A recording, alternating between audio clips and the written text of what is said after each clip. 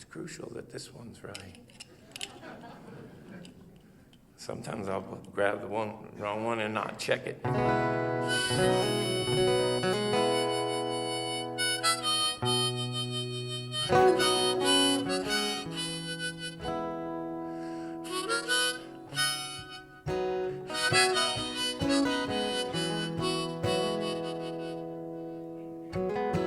He was smoking cigarettes on the airplane. I was waiting right there for you at your gate. I had to pull off the highway just to find a payphone. When the line was busy, though, you know, you just had to wait. Day after day goes by like nothing is ever gonna change. Just like overnight, it's like it's never gonna be the same. Hitting what you're aiming for, you're forgetting what you miss. Oh, all we seem to know for sure now is how we can't go on like this. Day after day, it's just like overnight. Day after day, it's just like overnight.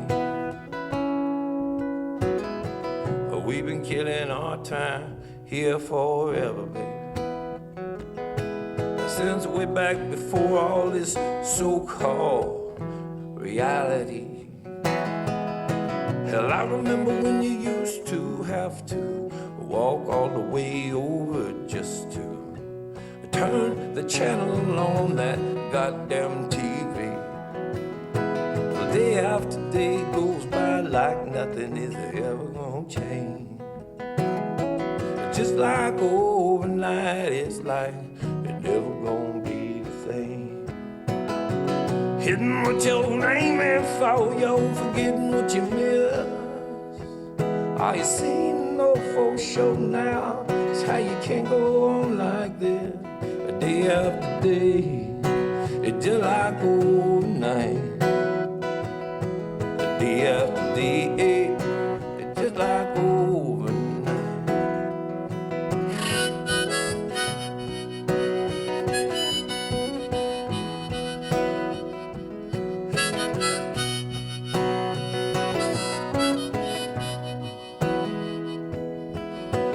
I made this song up in the woods. Before I tell you, I was going to tell you how, but before I tell you how, I want to apologize to any of you that was disappointed I had shoes on.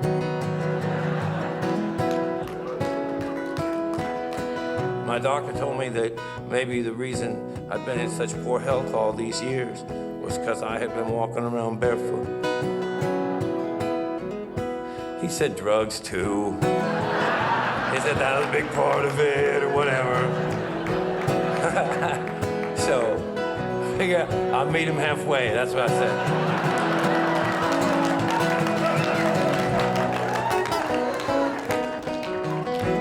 I'm in jam group, man. Drugs are my main thing.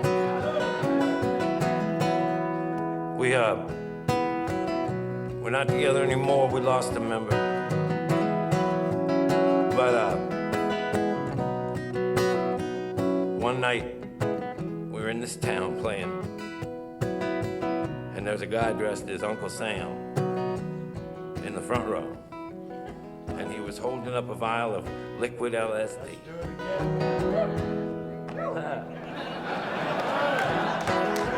Thank you. So you remember? I wonder if I've met you.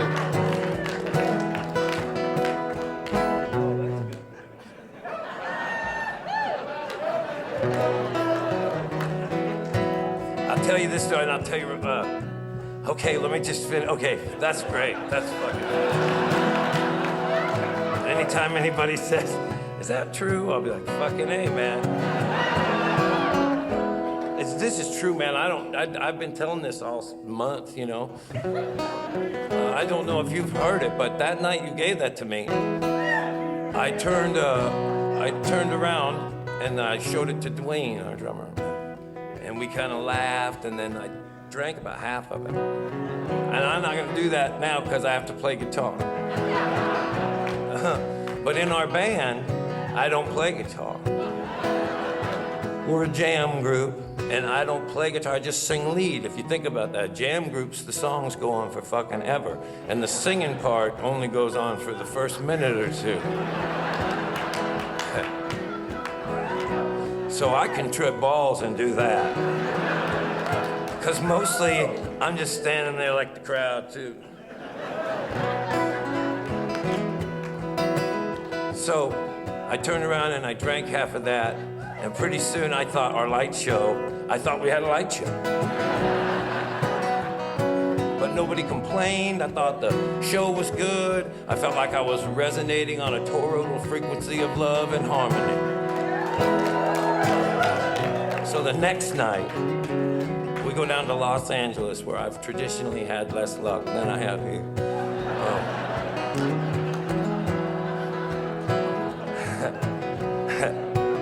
We were playing some club, I can't remember the name of it, but I do remember that we were staying right across the street from it.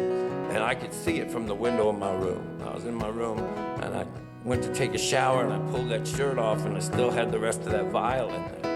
And I've always been a, if some is good, why would more not be better type of a person. So I drank the rest of that. I got in the shower, and hand to God, I don't know how long I was sitting in there, but as I went to get out of the shower moved, the door moved.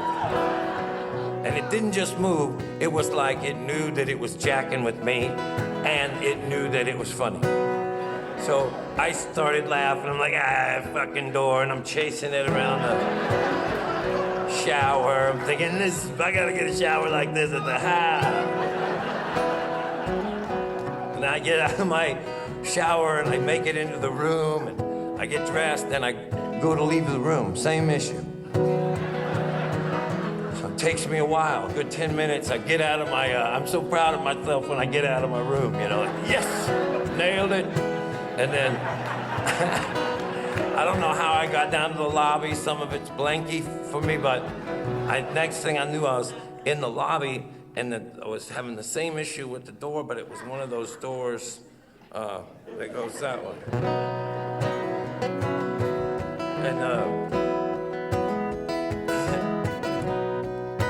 so I kept trying to get out of it. I was, couldn't, and this guy came over and he was like, what are you fucking doing? And I was like, I can't get out the door, man. And great news, he's the door man. His main fucking thing. Guys like me, he has a ton of other shit that he does.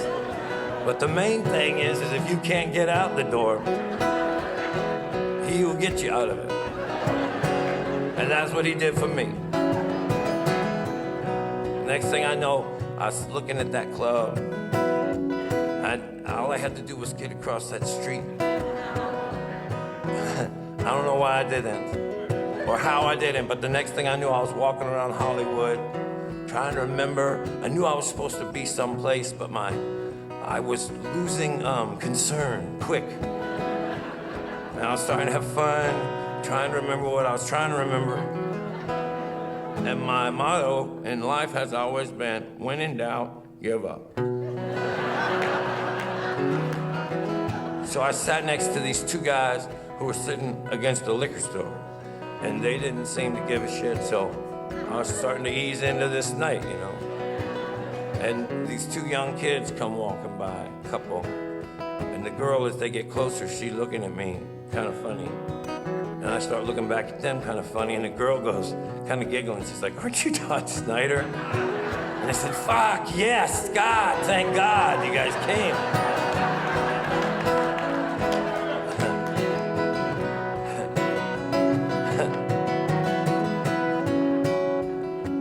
And then I said, but where, though? And she said, but where? Yeah. And she said, well, me and my boyfriend are on our way to see you sing with your band.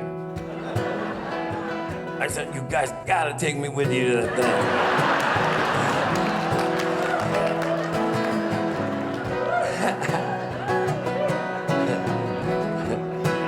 So we get there, I got them backstage, they got to meet the band. And then I say to the guys, hey guys, I think we should cancel the show. Because I am too far. And our leader said that in jam, there isn't a too far. And so I was like, I didn't know what to do. And I asked him, and our piano player, Chad, said that a banana would help. I'd never heard that, but he handed it to me, and fuck if I know, man, it worked. So, just wanted to get that educational information out there early in the show, just in case somebody has a sitter or something. Huh? We played that show and we were good, man.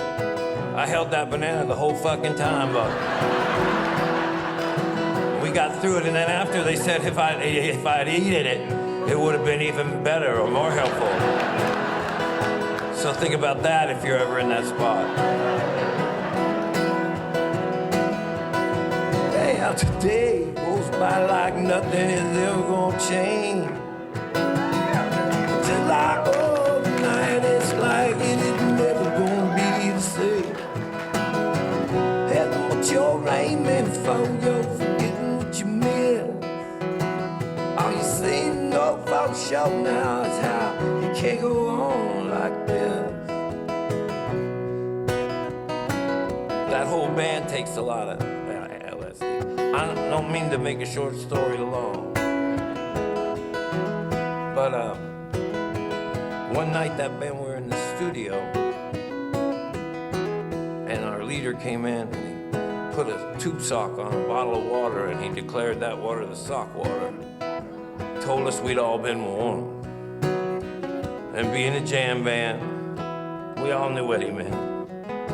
And so pretty soon we were all tripping balls out at the studio, playing our guitars. And our leader said, all right, let's do a song.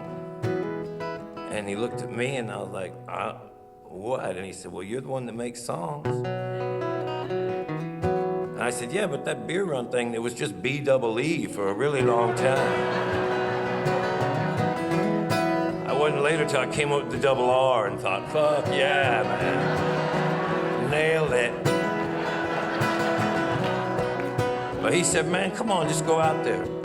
So the next thing I know, I'm walking around in the woods in my 50s, tripping balls. I think I'm gonna find a song out there. There isn't a mother ever that ever hoped that child of hers grew up to become that. But it worked in that situation. I said a day after day goes by like nothing is ever gonna change. I started just singing that. Day after day goes by like nothing is ever gonna change. And I was like, just like overnight, it's like it is never gonna be the same. Just like overnight.